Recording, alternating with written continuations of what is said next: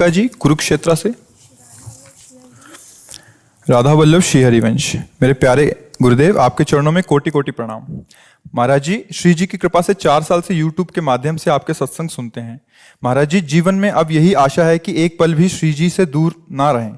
लेकिन मैं एक अध्यापिका हूँ, ज्यादा समय कार्य में व्यतीत होता है, उस समय भजन नहीं होता और बाद में कष्ट होता है कि सारा का सारा समय मैंने खो दिया। कृपया मार्गदर्शन करें महाराज जी। इसका प्रश्न,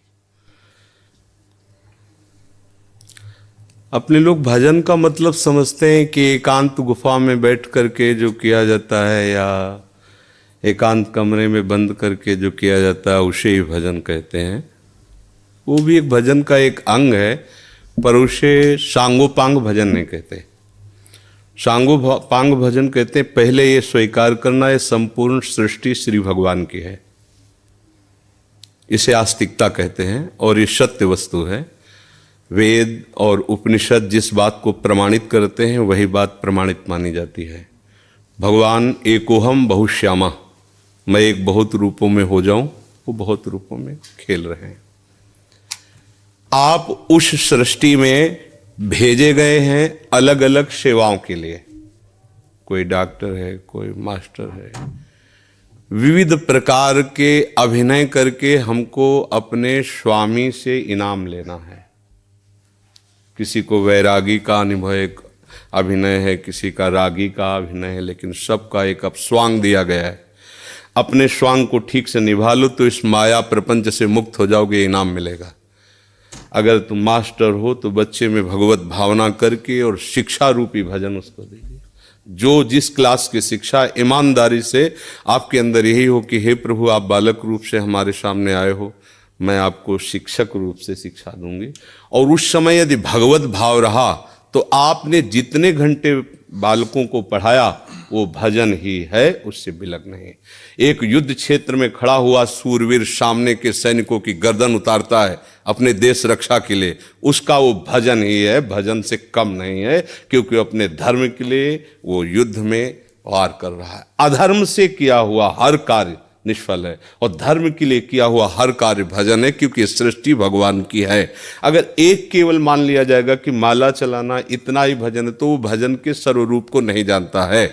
अगर ऐसा ही हो तो अर्जुन जी कह रहे हैं श्री भगवान से कि मैं संन्यास लेकर के विरक्त होकर मांग कर खाऊंगा, पर मैं युद्ध नहीं करूंगा क्योंकि इसमें हिंसा होती है। और श्री भगवान कह रहे हैं कि नहीं, तुझे युद्ध करना ही होगा। मां मुनिस्मर युद्ध च, मेरा स्मरण करते हुए तुझे युद्ध करना होगा। तो हमें ये बात समझनी कि हमको जो स्वांग मिला उसमें हम बेईमानी न करें। अगर आप डॉक्टर हैं तो मरीज रूपी भगवान की सर्वतोभावेन सेवा, आपको जो स्वांग मिला है आप उसमें बेईमानी मत कीजिए, सत्यता से चलिए, वही आपका भजन बन जाएगा, उसी से भगवान प्रसन्न हो जाएंगे। पर ये स्मृति रहे कि मैं किसका कार्य कर रहा हूं, बस अगर ये स्मृति चली गई तो अहंकार आ जाएगा। मैं अभिनय में श्रेष्ठ हूं, मैं अमुक श्रेष्ठ, मैं विद्वान हूं, मैं ज्ञानी हूं, मैं महात्मा हूं, मैं भक्त हूं, मैं भजन आनंदी हूं। किसी भी बात का अभिमान आ जाना उपासना की वृत्ति का नाश हो जाना है। एक छोटा सा भी कार्य आपको भगवत प्राप्ति करा सकता है, उस कार्य का उद्देश्य बदल जाए। बस हम समझते हैं माला जपना ही केवल भजन। बात सुन, एक आदमी बहुत हिंसा प्रवृत्ति का था, चोर था और हिंसा में उसको सुख मिलता था। जैसे अलग अलग, वो इतना तमोगुणी था, जब किसी को काटता और तड़पता तो उसे सुख मिलता था। सैकड़ों हजारों को ऐसे काटता था। एक दिन एक महात्मा उसकी मार्ग से जा रहे थे, मिल गए, उसने उनको भी वैसे ही प्रताड़ित करना चाहा। तो भगवत प्राप्त महात्मा थे, उन्होंने कहा कि बच्चा, इससे तुमको क्या मिलता है? तो संतों के दर्शन से, संभाषण से अंतःकरण की मलिनता का नाश होता है। यदि अभिमान त्याग कर संतों के पास जाया जाए तो एक एक कदम यज्ञ के समान होता है। संत दरस को चालिए तज माया अभिमान। जो भगवान में वास्तविक रमण करने वाले महापुरुष हैं उनका प्रभाव होता है। उस पापात्मा जीव की हिम्मत नहीं हो रही थी उनकी तरफ देखने की। उनका बेटा तुम ये सब क्यों करते हो? तो उन्होंने कहा सुख के लिए करता हूँ, संपत्ति छीनता हूँ, मारता हूँ। इसे बोले अभी तुम सुख की पहचान ही नहीं जानते हो, किसे सुख कहते हैं? तो उनका फिर मुझे बताइए आप सुख किसे कहते हैं? तो बोले हमारी बात तुम्हें तभी समझ में आएगी तब तुम निष्पाप हो गए, क्योंकि पापवंत कर सहज स्वभाव भजन मोहिते ही भावन।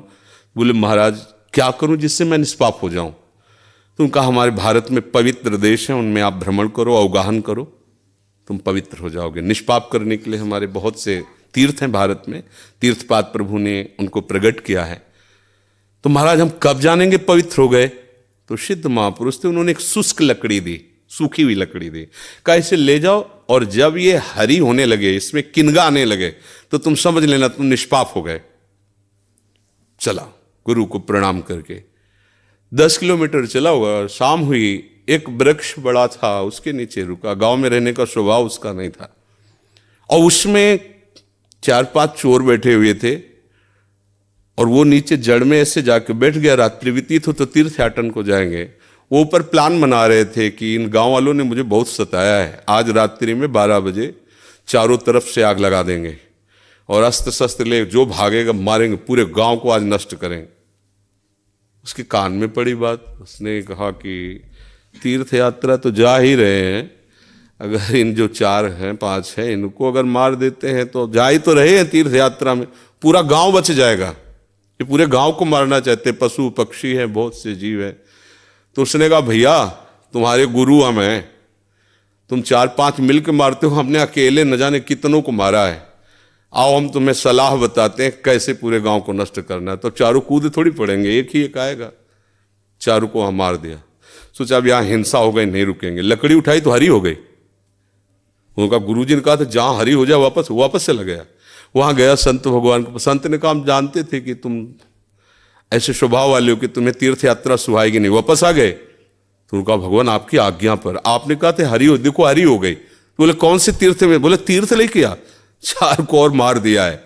बोले बताइए कैसे? उन्होंने बोले देखो बेटा, पहले स्वार्थ के उद्देश्य से मारते थे तो पाप हुआ, लेकिन पूरे नगर के बचाने के लिए 4 को मारा आपने, उद्देश्य आपका दूसरों के सुख के, इसलिए मारना ये आपको तीर्थयाटन से भी अधिक पवित्र करने वाला हो गया। क्रिया वही, उद्देश्य परिवर्तन, फल का परिवर्तन। यदि हम सब अपने धर्म से चले, अपने कर्तव्य को भगवान की पूजा माने, तो जो जहां है उसको अलग से कोई मार्ग चयन नहीं करना, वहीं भगवान की प्रसन्नता के लिए करे, उसको वहीं भगवान की कृपा की प्राप्ति होगी। तो आपको कोई परेशानी का विषय होना ही नहीं चाहिए। आप अध्यापक और बच्चों को पढ़ाइए और बीच बीच में राधा राधा राधा स्मरण कीजिए। जो भी कर रहे हो अपने प्रभु के लिए कर रहे हैं ऐसी भावना कीजिए। इसमें कोई श्रम नहीं, कोई परिश्रम नहीं, कोई अलग से ऐसा नहीं कि नाक दबा के बैठना है, आंख मूंद के बैठना है। प्रतीक जी,